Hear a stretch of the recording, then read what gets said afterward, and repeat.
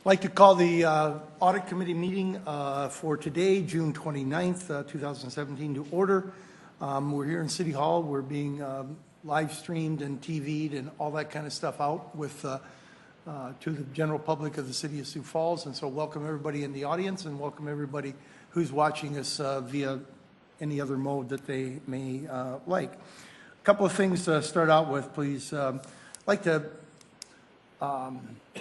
recognize Jason Forbes for his 3 years of service to this committee. He's not here today; he's unable to make it, but we have a beautiful little plaque and things that I wanted to hold up. That I'm sure he'll take a look at this someday and say, "Yeah, I did some service for the City of Sioux Falls, and he's done a lot more."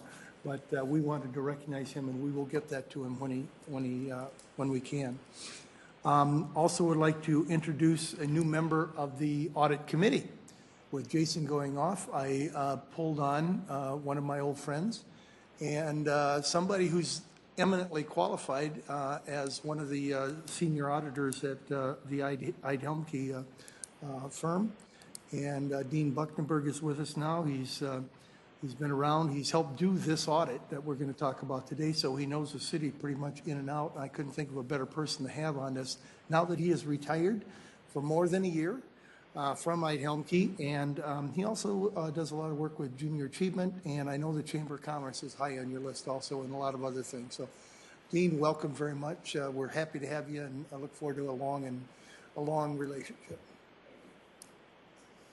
Lastly, I'm going to stumble on this one. I know it. I'd like to introduce our new auditor, and her name is Ashley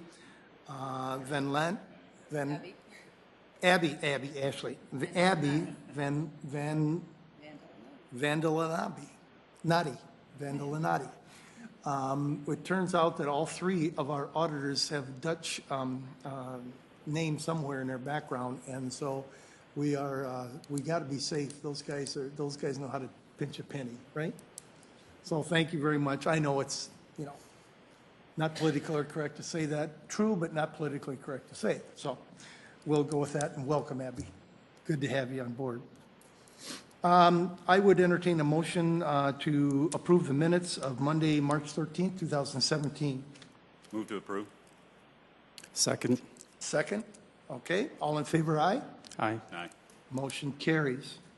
Next on the agenda is our external audit results from the City of Sioux Falls financial statement for 2016. Mr. Keith Severson with It's Eid-Bailey. I keep saying Eid-Helmke. Eid-Bailey. I'm a generation behind, aren't I? It used to be. Used to combination of Eid-Helmke and Charles Bailey is now Eid-Bailey. So that's it. We're good. Good afternoon. Thank you, Mr. Chairman. My name is Keith Severson.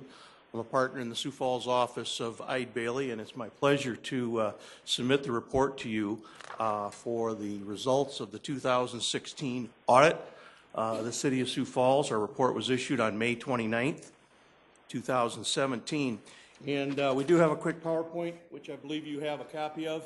And I just wanted to go through again the consistent service team that we've had on this audit for the last several years. Myself is really serving as a communication partner between the Audit Committee and the firm of Eid-Bailey. The partner in charge, my engagement partner, is Mr. Brian Stavanger. And Brian is actually on the phone as we speak. Brian, are you there? I am here. All right, thank you. Brian was unable to attend this in person. That was all scheduled to be here, but conflicts just arose, but he'll sure be able to go through the process. The next part of the report really addresses the audit in itself, and I'm just going to turn that right over to Brian. Brian? All right, thank you very much. An audit recap. So for all audit committee members who are part of the planning meeting, I think we presented in early January. Some of this will be repeat. Dean, welcome to the audit committee. This probably will be repeat, although after a year off, maybe you've forgotten all of this, so we'll give a good refresher on the audit recap. So we do an audit annually, and this one was as of December 31st, 2016, We do it for the 12 months. We perform the audit in accordance with generally accepted auditing standards. Those are national standards that are established that all audit firms have to follow for all audits, government audits, city audits, the gas station down the corner that has an audit, a bank that has an audit. We all follow these standards. There are additional government auditing standards that we have to follow when auditing any governmental entity. So we follow those when auditing the city. And then we also follow Title II U.S. Code of Federal Regulations, and those standards are required to be followed whenever there is a compliance audit over all of the federal award dollars that are expended by any entity. In the case of the City of Sioux Falls, this is consistent, always had that separate compliance audit, so those are the standards we follow for that. And a reminder that any audit, including this audit, is designed to obtain reasonable but not absolute assurance about whether the financial statements are free of material misstatement. So when we do all of our procedures, we are in the end giving you reasonable assurance that there is nothing materially misstated but not absolute. We do not look at every single transaction. We look at a sample of transactions. On to the next slide, page 4, a little more detailed audit recap for 2016. The financial statement audit had an unmodified opinion. So in its simplest form, what you have engaged as an audit committee and as a city, you have engaged Eide Bailly to perform an audit, and at the conclusion of our audit, give you our professional opinion on the financial statements. There are 4 different levels of opinions, the top one being the unmodified opinion, and you received that again in 2016, a clean, unmodified opinion. There were no required audit adjustments to be made on the financial statements, and so what that means is we receive from management and from the finance department a set of financial statements that we are then auditing, and we had no adjustments to those financial statements. They are the same that they were presented to us initially as they are now in their final format. When we complete our audit, at the conclusion of the audit, if we have any internal control findings, we would report those to the audit committee, to the council, to management. We had no material weakness or significant deficiency internal control findings, so no findings to report in 2016. And the last thing on the financial statements, significant estimates. So we talked about in early January that there are 5 significant estimates that we spend more time on. Those are estimates that management has to make at the end of the year. And whenever management is making that estimate, we are required to spend some more time analyzing that to ensure there's no bias, to ensure the estimate is accurate, to ensure it makes sense. We performed our procedures over all of those estimates and agree with management's assessments on those estimates. Before moving on to the next slide, which the next slide talks about that federal compliance audit, I would just leave a moment here for any questions that anyone would have. Anything from the committee? Brian, I have one. What are the 5 areas that you looked at, or in more detail, if you will, from your last significant estimates? I'm sorry. Yeah. The 5 are IBNR, which is incurred but not reported insurance claims. So that's an estimate of what has not yet been reported but likely will be following year end. The workers' compensation reserve, so that's just estimating the future payouts, future liabilities that will be paid out related to workers' compensation. OPEB, which stands for Other Post-Employment Benefits, and that is actuarially estimated and calculated. So management, while there is some input that management has responsibility for Really, they do hire out the expertise of actuaries to estimate that liability. So we work both with management and the actuarial firms to ensure that estimate is accurate.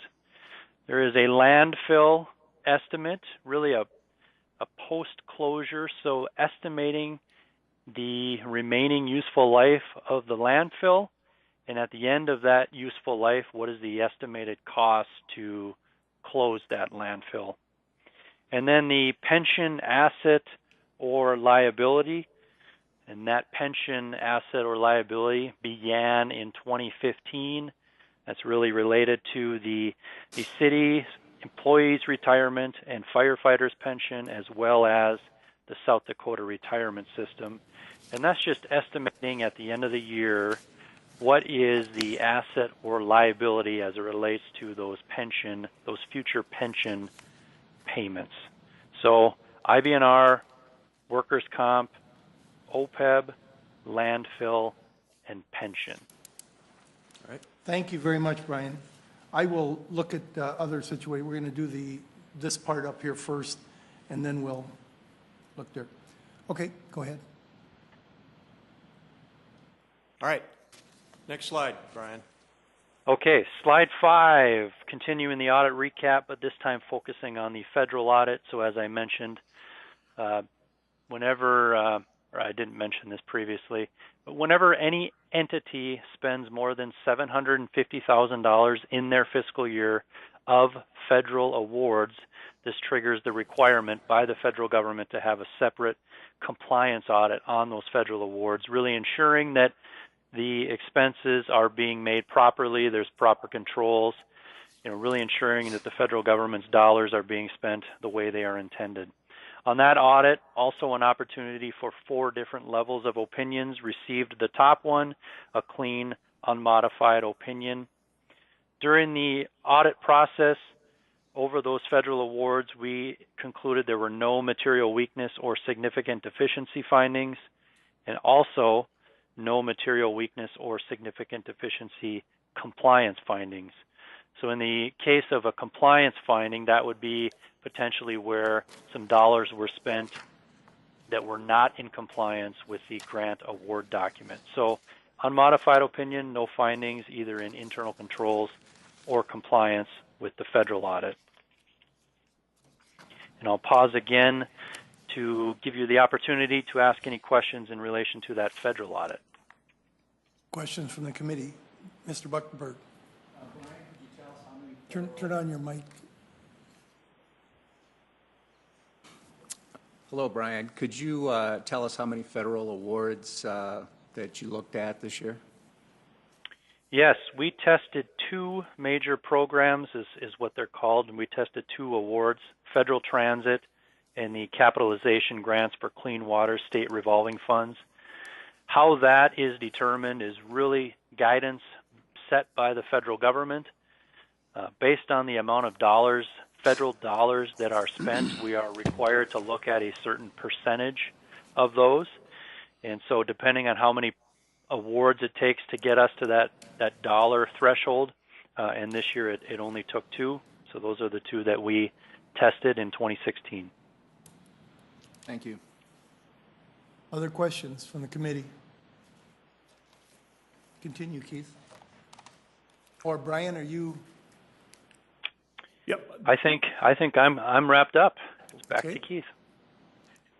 That just concludes our report. On behalf of the Sioux Falls group of Ide Bailey and Brian, we just appreciate the opportunity to provide this service and to answer any of your questions. So if you have any other questions, Rex. Other questions for the committee? I have one. What page is the pension projection from the actuary on? Does the committee have a copy of Yes, the we do. full I'm sorry. CAFR? We have They a do, CAFR in Brian. front of They us. do have a copy of the entire CAFR. Okay. Well, it's in several different areas of the CAFR, so I'm going to give you a few different page numbers. Okay. When it comes to the pension, please bear with me as I find the right page. that starts on page 82.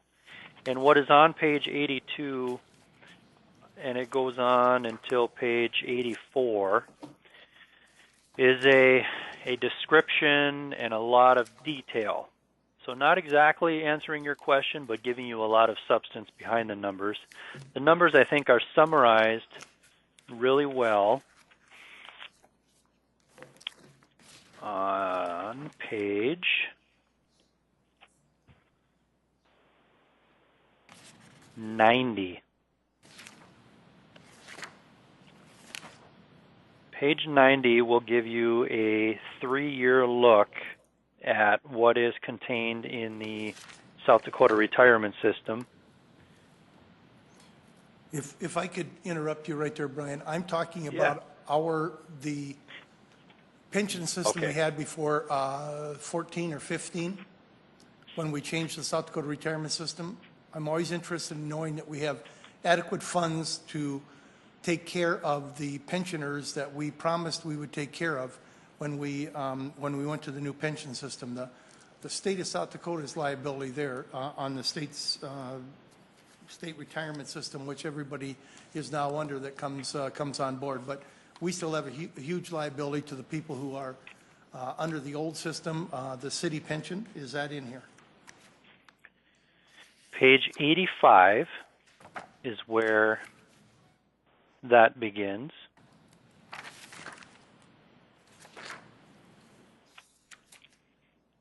So you've got on page 85 a balance sheet, so a snapshot at the end of the year for what do you have for cash and investments is page 85.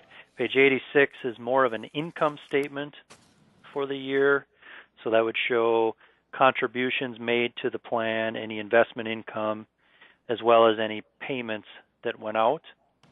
And then page 87 is that estimate of the total pension liability as it relates to both the city employees and the city firefighters fund. Good. I'm happy to see that our percentages are going up from where they were last year, because I like to see that at 100%. I know I've been told 100 times by the finance people that it doesn't need to be at 100%, but looking out for the people of Sioux Falls and for the fine employees, I want to make sure when I leave this office that there's no question that they're going to get their pensions. Thank you. You're welcome. Other questions from the committee?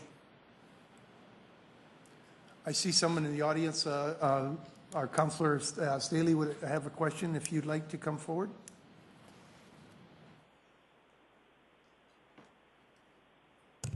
Good afternoon, Councilor Teresa Staley.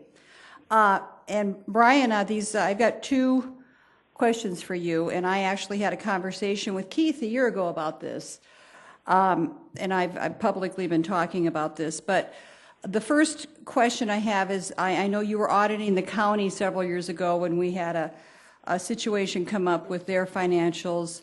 I want to know what kind of audit that was being done on that, in that example.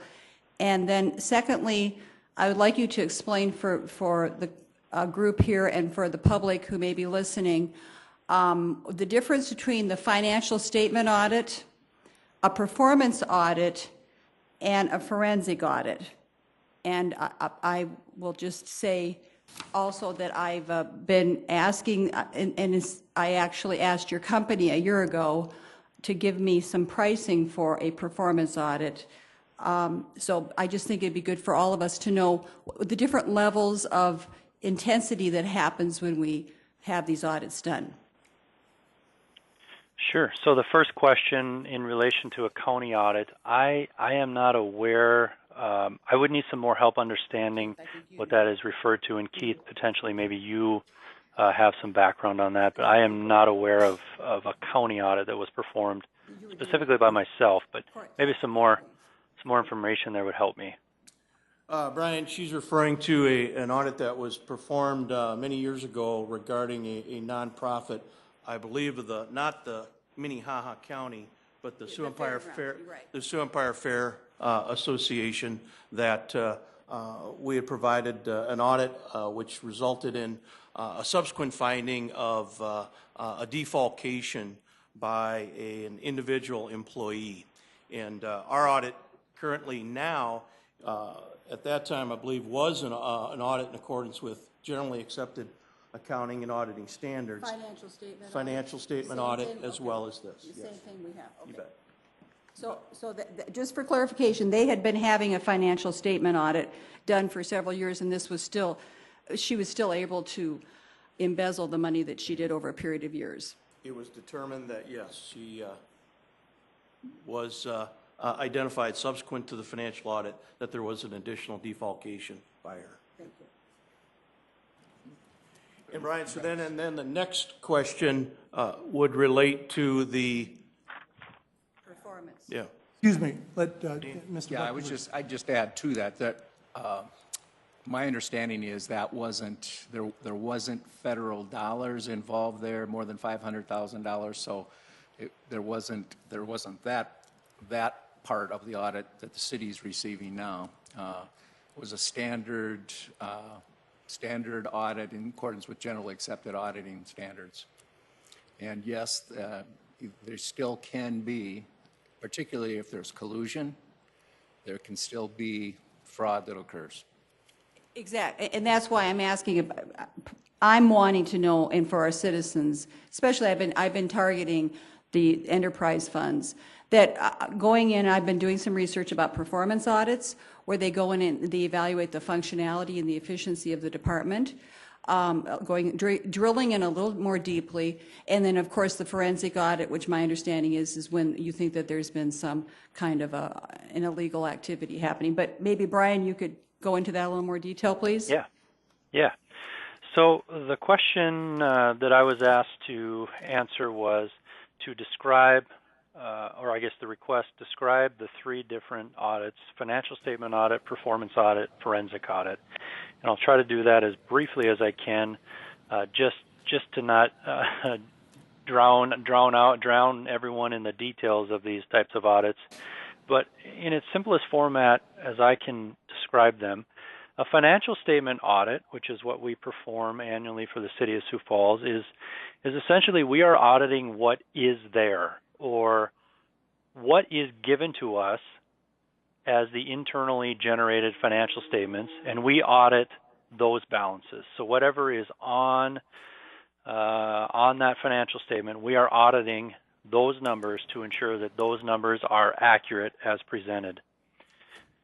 A forensic audit, and I'm going to skip the performance for now, a forensic audit is really trying to audit what isn't there.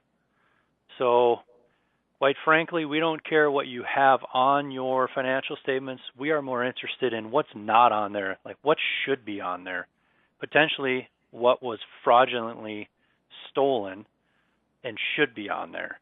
So that's the big difference between the financial statement and the forensic audit. It's a completely different mindset where it's looking at what's on there as opposed to what's not on there. A performance audit would be more auditing, I heard the word efficiency, maybe analyzing the certain efficiency of a department. I would say it's looking and analyzing and auditing something against certain benchmarks.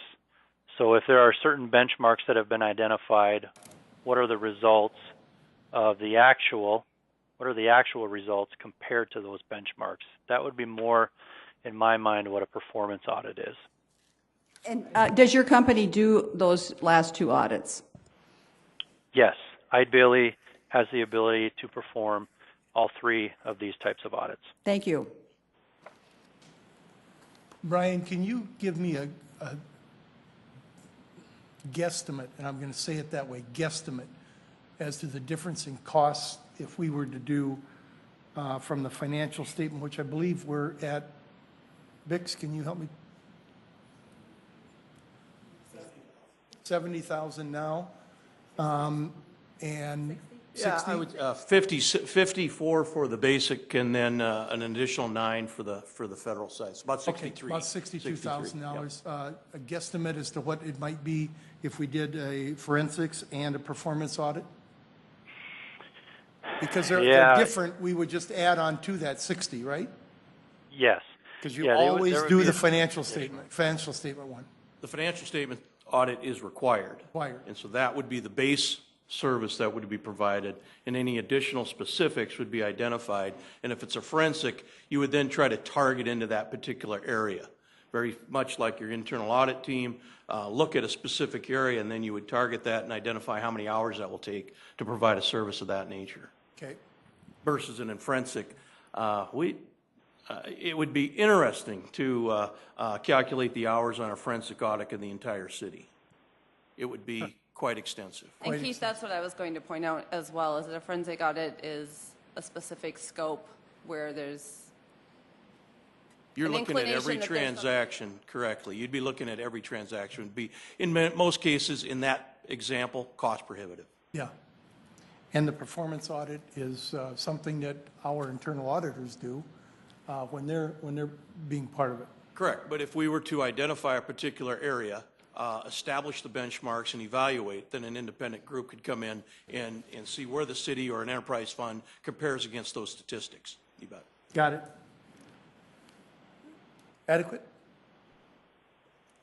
Counselor. That's good. Yes, Councilor. The other thing, Dean and I were just discussing here too, that our financial audit can trip triggers that would lead to a forensic audit. So it's all part of the process. And I wasn't asking for a whole forensic audit. Yes, yeah, But but just- the question was wasn't for the addressed whole to city, though. Keith. Keith, if Rick, you that would could be answer. correct. Mr. Kiley, our procedures are extended, and if we do identify an area that would trigger or raise that question, we would then further extend or we're required to expand our audit procedures in that particular instance to identify any additional items. And also our own internal auditors could also trip those triggers that would Right. lead to a forensic audit in a particular identified area. Right. But my question wasn't to say, let's have a forensic audit of the whole city. I was talking about specifics, and I specified the enterprise funds. And also, it was important to me a year ago when I brought this up, and it still is, that we would bring someone in to do this from the outside. And even Ide Bailey, when I initially called to ask them if they would do it, they raised red flags about how difficult that would be to be doing a specific audit like that upon members of the community that they deal with every day. So, which I had that conversation. So I think that's why I reached out to the state last year, and in the midst of that, we had all sorts of other things happen, so I dropped it. But I still think it's worth pursuing, that it would show the citizens good due diligence that we're going to make sure everything is as it should be. Well, don't say it that way, Councilor. Say we take every effort we can to make sure that things are safe and secure. And if there are areas that we need to look into, we will not hesitate to go forward and do those. Please don't insinuate that there are areas out there that need to be have a forensic audit done on them right now, because that is not the case according to the audit that we just had completed. Am I correct? That's correct. Okay, thank you. Let's move on.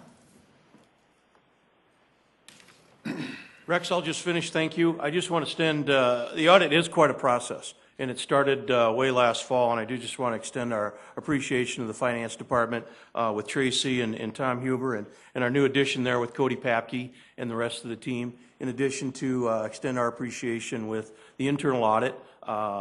Mentioned Rich was part of the original year, and we did appreciate his assistance, his past retirement, and then working with Kim and the rest of her team. So just want to say thank you. Thank you very much. The check is in the mail. Okay, let's move on to our audit reviews. And first audit we're looking at here is cash handling at Sioux Falls Area Humane Society with Ashley presenting. Ashley, all yours. Okay. Good afternoon. This audit was of the cash handling procedures at the Sioux Falls Area Humane Society. An agreement exists between the city and the Humane Society in which the Humane Society is authorized to collect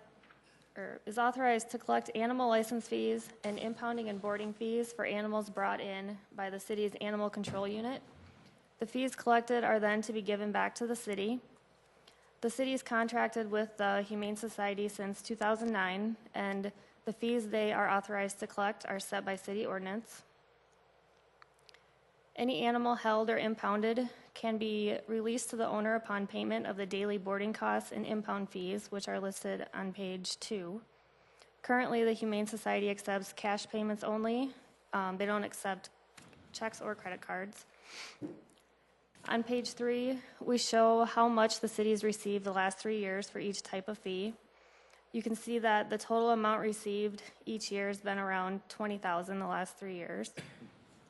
The objectives of this audit were to determine if cash handling policies and procedures are current, properly documented, and being adhered to determine if cash is collected, secured, transported, deposited, recorded, and reconciled in an adequate and accurate manner, and to determine if management oversight mitigates the risk of weak internal controls over cash receipts. Our testing covered transactions for the 12-month period of April 2016 to March 2017. For the results of the audit, we reviewed the cash handling policies and procedures and performed an observation of the daily opening and closing process and the month-end deposit process. We determined that policies and procedures are current, properly followed by staff, and properly documented, with the exception that they do not include any written guidance for the waiver of fees.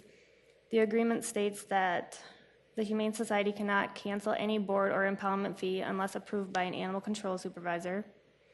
We included Audit Recommendation 1 to address this. Under the cash handling section, we determined that segregation of duties is adequate and that the Humane Society is charging and collecting the proper amounts for impounding, boarding, and license fees. We also noted that the amounts remitted to the city are proper, are in accordance with the agreement, and are accurately recorded in the city's financial system. We did identify some internal control weaknesses in regards to the cash handling process, which are listed in the bullet points on page 4. We included recommendations 2 through 6 to address those items. Under management oversight, we believe management oversight exists, but does not mitigate the risk that internal controls over cash receipts are inadequate. However, our testing and analytical reviews indicated no misappropriation of cash assets or fraud. To help lessen the risks over the cash handling process, the city may want to consider collecting the fees themselves instead of having the Humane Society collect them. In the next section, we list the 6 recommendations that were made. For the city animal control unit, we recommended that policies and procedures include specific criteria for the waiver of fees and that deposits be made in accordance with the Animal Sheltering Services Agreement. Management agreed with both recommendations and will implement them over the next 2 months. For the Humane Society, we had 4 recommendations. The first one was that cash receipts be issued in sequential order. Management agreed, however, the software they use doesn't allow for sequential ordering of receipts, so that recommendation will not be implemented. For their second recommendation, we recommended that the internal controls over physical security of cash be enhanced. Management agreed and will put additional controls into place by July 1st. For the last 2, we recommended that reconciliations be dated and initialed to demonstrate they were completed, reviewed, and approved, and that voided receipts be properly supported, approved by management, and retained on file. Management agreed with both, and they have already implemented both of them. In conclusion, we believe there are opportunities for improvement to address the weaknesses noted in regards to the cash handling process, and we'd like to thank management and staff of the Animal Control Unit and the Humane Society for their cooperation and assistance during this audit. Ashley, number 6 there, did you cover that on voided receipts? Yep. Oh, I'm sorry, you went so fast I missed it, okay. Are there questions for the committee, from the committee? Yes, Councilor Neitzer. Is there, so if somebody gets a license like I usually get, I'm assuming this is when the examples of when I'm at the vet and I get the license for my dog when I up his rabies vaccine. Is there a way in which, so somebody buys a license and then they get the tag, is there any way that somebody could just take the cash and not remit that license paperwork to the city?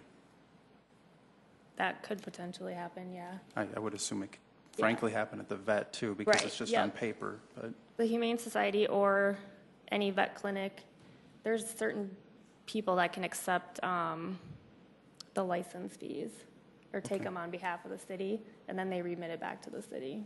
And they have a certain form that they fill out, and those license fees, or the actual license, that tab that you get or whatever that is, they're pre-numbered. So there should never be a gap in the sequence. And if there were, then they would know that maybe there was fraud or. I see, okay, yeah, that somebody in the city would presumably go back and say, what happened to this number? Correct. It's out of sequence, okay. Yep. And then, may I continue?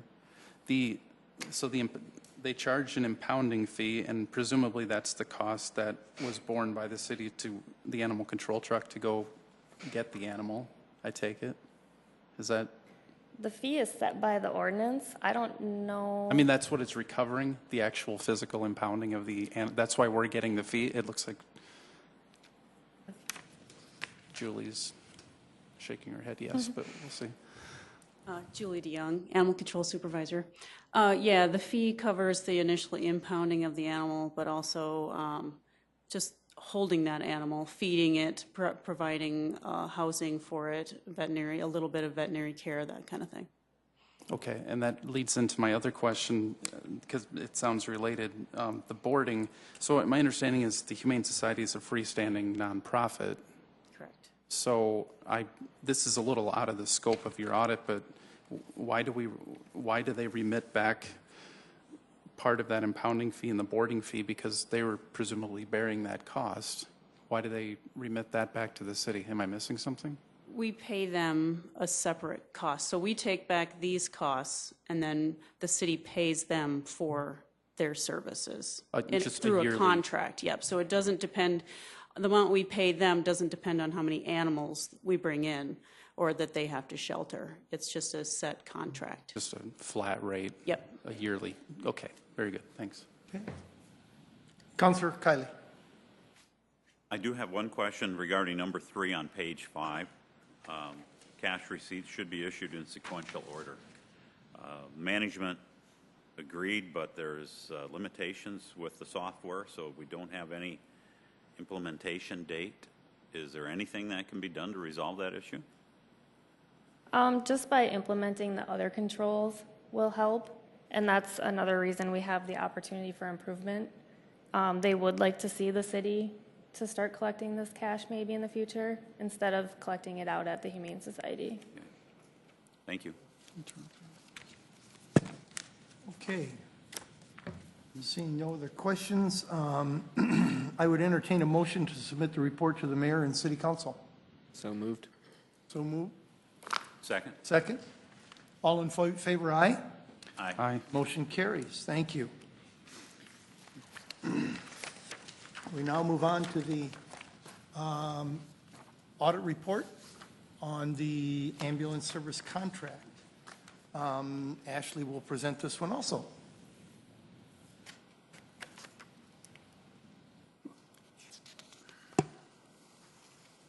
Nobody showed up from right. Ashley? Sorry. Greg, quit bothering her. Sorry. Okay, before I present this report, there was a correction made on page 4. If you look at the third paragraph, the one beginning with, if it's determined that if it is determined, we remove the second sentence from the end of the paragraph. Excuse me. What page are you on? I'm having a hard time hearing you. Page 4? Page 4. Okay, third paragraph. Third paragraph. It's the second sentence from the end of that paragraph. We remove that sentence just because the sentence following it is pretty much the same context. And we updated this on SIRE already.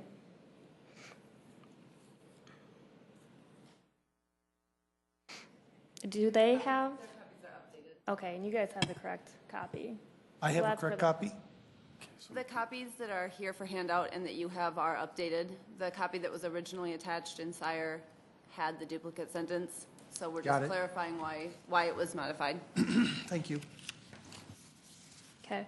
So the city and REMSA, which is the Sioux Falls Regional Emergency Medical Services Authority, have an agreement with Paramedics Plus that they will provide surface ambulance transport services for all 911 calls originating and ending within city limits.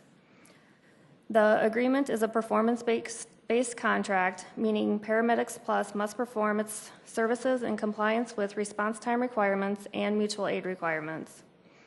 The agreement provides that it is the city and REMSA's responsibility to monitor the performance of Paramedics Plus and their compliance with the contracts. Therefore, the purpose of this audit was to determine how the city monitors and ensures that Paramedics Plus is meeting both of these requirements. On the bottom of page 2, the table shows the response time requirements. Each call that is answered by Metro Communications is assigned a priority level based on the description of the call, and the ambulance must arrive within the allotted time frame to be considered on time. Once Metro, which is the city's designated public safety answering point, obtains the patient's location, callback number, and patient problem type, the call is dispatched to Paramedics Plus. This is the point at which the ambulance response time clock begins, and the clock will end when the ambulance crew arrives on scene. Compliance is to be maintained on 90% of calls and calculated on a monthly basis. The chart on page 3 shows that Paramedics Plus has been compliant for the months of January to December of 2016, which was the audit period under review. On the top of page 4, we list the types of services that are exempt from the response time compliance requirements, and therefore they're not included in the monthly calculation. All exceptions must be documented in writing and approved or denied by the contract administrator. Paramedics Plus uses a software tool, Pulse, along with interface access to Metro's New World CAD system to track and review calls and to determine if they are compliant with response times. The city and REMSA also have interface access to CAD and Pulse. If it's determined that the nearest ambulance is located in an adjacent jurisdiction or there's a call surge, mutual aid may be dispatched in the interest of getting the quickest ambulance to the patient. Likewise, Paramedics Plus must respond in a mutual aid capacity to other service areas outside the city. Again, the objectives of the audit were to determine how the city health department ensures response time compliance requirements of the Paramedics Plus contract are met, and to determine if proper mutual aid procedures are in place. The scope of the audit was from January to December of 2016. Our audit work included a review of the contract, interviews with management, an observation of the daily review process and the daily pulse call, detailed testing of calls exceeding the response time requirements to verify they're properly reviewed and exemptions are properly approved and documented, verification of monthly compliance reports to ensure they're completed and presented to REMSA, and a review of the REMSA board minutes. For the results of the audit work, we found that the City Health Department has various procedures in place to determine if Paramedics Plus is in compliance with response time requirements of the contract, and we also determined that there are proper mutual aid procedures in place as they have a signed mutual aid agreement with Del Rapids Ambulance and Humboldt Fire and Ambulance Service. To conclude, our audit provides assurance that the City Health Department has various procedures in place to ensure Paramedics Plus is compliant with the contract requirements for response times and mutual aid services. We noted that there is a positive working relationship between the City Health Department staff and Paramedics Plus. Those interviewed during the audit appeared to be exceptionally knowledgeable and dedicated to their profession. We'd like to thank the management and staff of City Health Department and Paramedics Plus. Thank you very much. Are there questions from the committee? Yes, Mr. Neitzer. Since there's been concerns raised, I'll just ask a couple of questions. So it says that you reviewed all calls exceeding the response time requirements. Did you look at calls and did you have the data where you could look and see if the calculated time was correct? Was that part of your scope? Did you do that sort of thing, where if they said 9 minutes, that you looked at when it started and ended and to see if that's really what it was? Correct. There are two systems that they use. So they use the CAD system and Pulse, and those two match. So they'd both have to be off to not be. So you're saying between Metro's data and Paramedics Plus? Correct. That's what you're, okay. And then when we pulled, for instance, just the late calls, those are recalculated again in an Excel spreadsheet to verify that, yeah, they were late or weren't late. And then it's determined why they were late or why they weren't, or if there's an exception. Okay, so when you put documented, reviewed, and approved, what is, for example, they're properly documented, reviewed, and approved. What does approved mean? So Exemptions have to be approved by the contract administrator, which in this case, it's usually Julie Charbonneau. Okay, you're referring to exemptions specifically, okay. Ones So that are not. every call that's late is reviewed Sure. the following day. Yep, okay. And then, did you have any where you had, when was this sampling of calls? January through December of 2016. There was a sample of 38 Okay, so that days. was, okay, the beginning, okay. And so we didn't have 980 in place by then, or did we? I don't remember. Towards the Was end, that like in yes. November or something? Yeah. So did you have access to that sort of data where a 980 it's dispatched originally as 980, and then maybe a couple minutes later, 961 ambulance takes over, takes the call, and then gets there to see that it was irrelevant that it was a 980 to begin with, that the clock stopped and started was when the 980 was Yes. dispatched? Yep. There was Okay. calls like that. And the clock does not start over. So it just continues. Okay, thank you. I only wanted to ask that because that has been brought up over and over where people have been asserting that the clock is being restarted or people are doing things, and I just wanted to make sure. Every point in time is documented thoroughly in CAD and in Pulse. Okay. So, And same if like a 961 is called off for whatever reason or diverts and 963 goes, it's just from the original dispatch to when the first one gets on scene. yep. Okay, thank you. Thank you. Very good points, Counselor. Very good. Counselor Kiley. Thank you, Councilor Neisert, for pointing that out, because I think it is important that we have clarity on that. A couple of other things that I'd like to just draw attention to. They're more comments than they are questions. The graph on page 3, this is from January 16 through December 2016. We're looking at a deviation there of only really about 4.5%. So the contract requirement calls for 90% above compliance, time compliance. And in this period here, the lowest dip was above 95%. So they're well above compliance within the contract. Not saying that we wouldn't like to see 100% of the time, but we do realize that that's very, very difficult in this industry to achieve at that particular level, because we can't always take into consideration all the possible things that can take place, or in this case, go wrong. And which leads me to the exemptions. I know that that's been questioned in the past too, and I'd just like to again reiterate that the exemptions would result for issues that are out of the control of our ambulance provider. And I'd just like to read through those exemptions. I think that would be wise. 1, inaccurate dispatch information received from Metro. 2, disrupted voice or data radio transmission. 3, mobile data terminal failure. 4, material change in dispatch location. 5, inability to locate scene due to non-existent address. 6, severe weather conditions. 7, unavoidable delays caused by parked trains. 8, or periods of unusual system overload. And system overload in this particular case means anything above 200% of the norm. For that day. For that particular day and time of day as well, too. Now, there is a review process, and it's the pulse calls. So we do take this, and our providers and our health department personnel take this very seriously.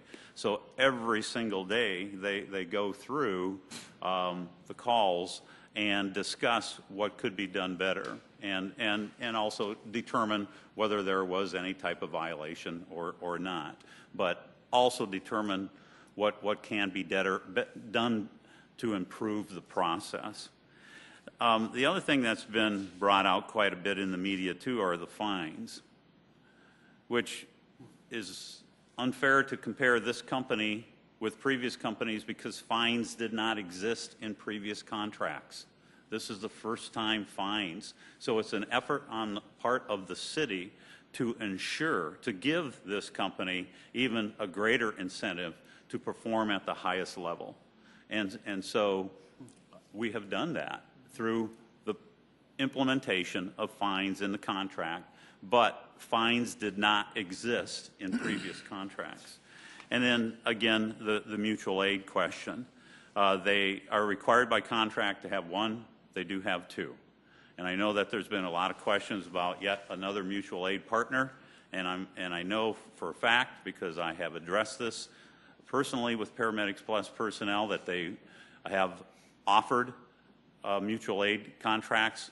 They have not been able to reach an agreement, however, and it takes two parties to reach an agreement. I think we all would encourage them to continue to do so. But they are in compliance with the mutual aid as well, too. That's it. Thank you. Yes, Councilor Neitzer. Yeah, I would like to sort of follow up on that. So in terms of the exemptions, did you look at this? So it sounds like you looked at the exemptions. Did you look at if there was some sort of data or documentation that backed up the exemption? You know, if it was asserted that it was weather, that there was something documented that, okay, there was a tornado on this night, or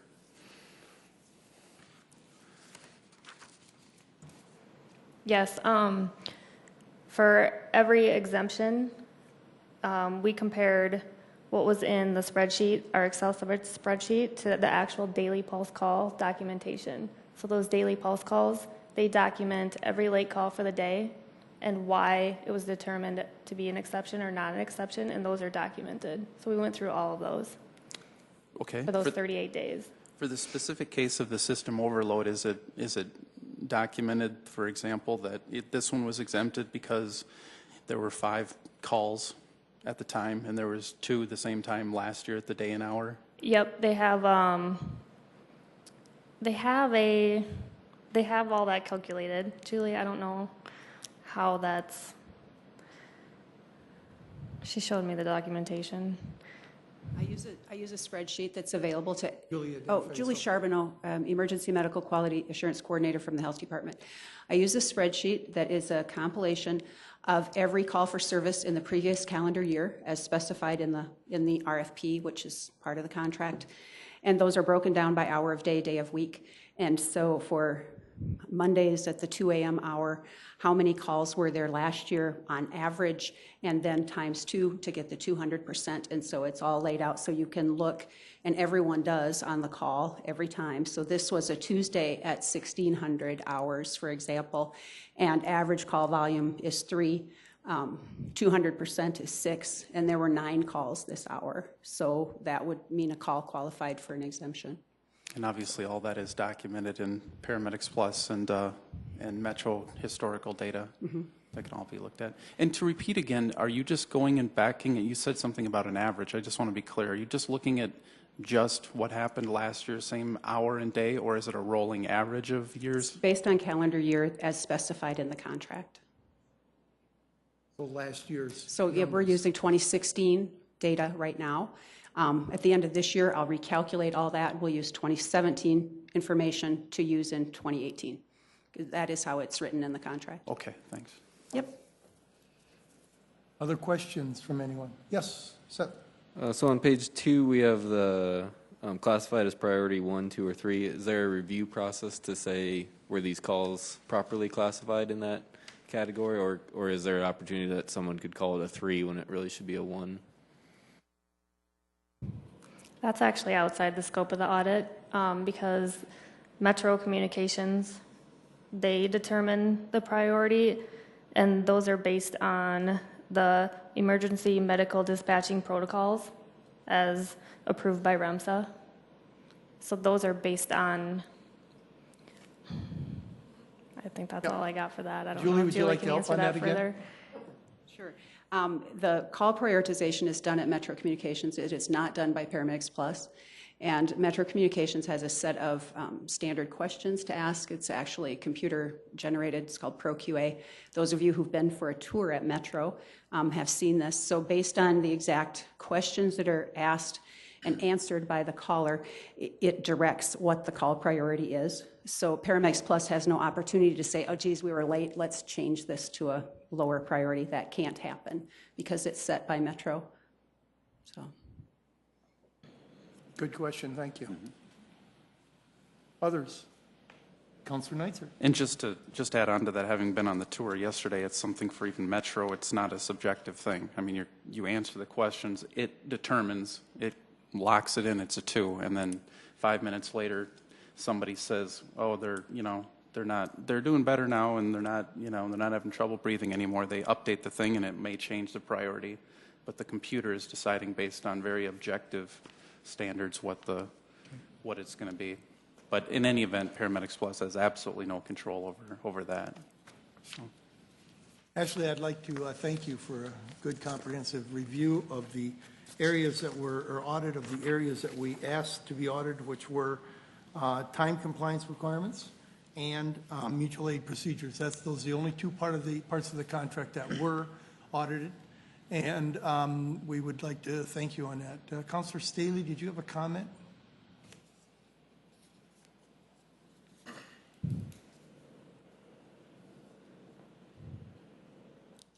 Councilor Staley up again. I would like to ask, how many exemptions, was it like 360 that we had last year?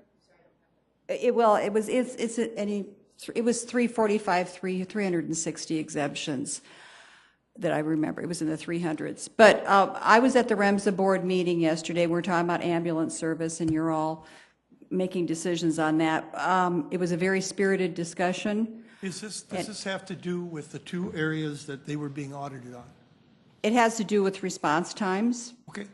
Okay. And it has to do with, we heard testimony yesterday from a Brian Neal, whose son was accidentally killed. And at the REMSA meeting, and I wish it had been videotaped so all the rest of you could see what I saw firsthand. It's very beneficial to be there watching it, and instead of having someone give you third-hand information or having to see it on the media. But anyway, Gary Myers was there, and he made the statement that there are going to be times in our community when we're going to have to wait for an ambulance.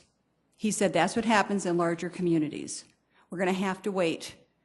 And Brian Neal, the man whose son was accidentally killed, who had to wait 22 minutes for the ambulance, said, why don't we look at a way of having another ambulance service or having more mutual aid or coming up with some kind of a supplemental situation so we don't have to wait, that we can do better than that in our community. And I think the consensus that I heard, of course none of us can validate that because it's not videotaped, but I heard them saying, we can do better. We will continue to work on that.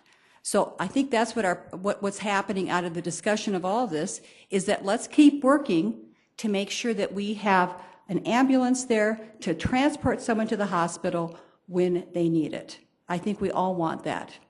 So that's what I wanted to say. That's not to imply that they're not there now, because they are there in compliance with the contract. But compliance, I think I understand. And I understand the contract is there. I understand I have to sign the contract as a council member. I understand that I don't have no input into what's in that contract.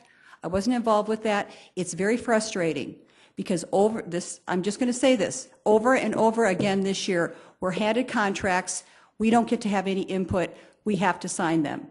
It happened with the police union, happened with Elmwood Golf Course, it's happened with the ambulance service, it happened with Forward Sioux Falls last year, and to me that's a very problematic thing. I take that responsibility very seriously when I'm signing a contract.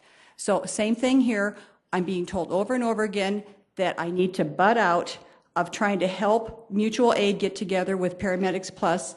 We have no ability to help this be better. Two completely different things. I Counselor. understand, but just to say that I'm hoping we can make this thing as good as it can be. Into two private parties contract is not correct, but I think because of this public discussion, Councilor Rolfing, we are going to see something better emerge. I do believe. And I don't know that I agree with, or that I don't agree with you. However, there are certain things that private parties need to do in private, and I would urge Mr. Mazer, who you seem to be advocating for, to sign the contract. I'm advocating for our citizens. I'm advocating for anything that is going to help get an ambulance to the situation in as soon as possible. Okay, so whoever that might be, that's what I want. Yeah, we can't get to the point where we have ambulance on each corner, which would be great, or within a mile of anything. But we have a fire truck on each corner. The fire department's always showing up there. And that's exactly what our system is. Exactly what. But they can't transport someone to the hospital, They so can that's. keep them alive until the people get there, which is exactly what they're supposed to do, and that's a system that we have.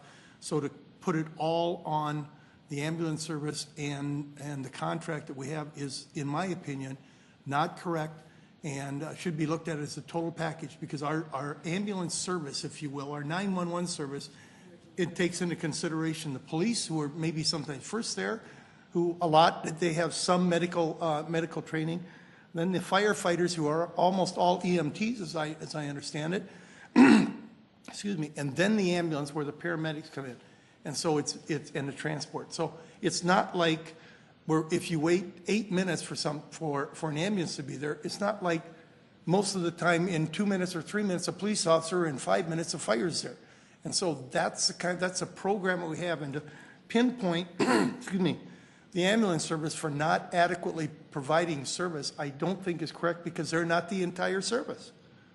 You understand what I'm saying? What I understand is that we're being told that we have no public dollars being used in this situation with the ambulance company. Get the private or public dollars from the whole system here. I'm just saying, when it comes to someone needing an ambulance, we are using public services to help back the whole thing up. Just the ambulance service as part of the 911 service that we give to the people of Sioux Falls. Well, we're going to listen. We can disagree on that. I just wanted to say that there was a great discussion yesterday at the REMSA meeting. I think we're going to be moving ahead with even more a tighter system with the mutual assistance, and that would be a good thing for our community. Okay. That's for them to work out, not for us. Counselor. Maybe if we could potentially end on this, that'll be your decision, and up to the other committee members as well too. But I'd just like to state again that with the pulse calls that occur every single day, we are making that effort to improve the system every single day based on the calls that have taken place, or especially with the calls that are deemed to be deficient. So we are making that effort. Yep. And to just show that, I'd like to share with, and I know that the council has received this earlier today, the priority, and I'll just go over priority 1s, 2, and 3 for April. Priority 1 compliance rate was 97.22% for 36 calls. Priority 2 was 98.96, so nearly 99% for 578 priority 2 calls. And priority 3 compliance for just this past month of April, or for not the past month, but earlier this April, 96.82% for 535 calls. Now, if you give me just a second, I'll pull up then for the month of May, priority 1 compliance, 100% for 41 calls. Priority 2 compliance, 99.52%. for 626 calls, and priority 3 compliance 97.25% for 582. So I mean just in that period of time we have seen an improvement, and that's not to say that next month we might not see some declines based on circumstances. But I believe they've been around now, what, 2 years? and they've never fallen behind or fallen below the requirement in 2 years. And I was just going to say, the unfortunate thing is there's always going to be times when there's been system overloads. And unfortunately, I was a part of one of those system overloads when I was first on the scene of an accident that involved 10 individuals, which resulted in multiple fatalities between 2 vehicles.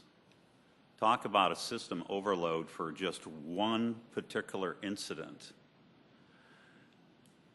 Now, that can be happening in 10 different locations in the city of our size, which would complicate it even further. So there's always going to be things that are beyond our control.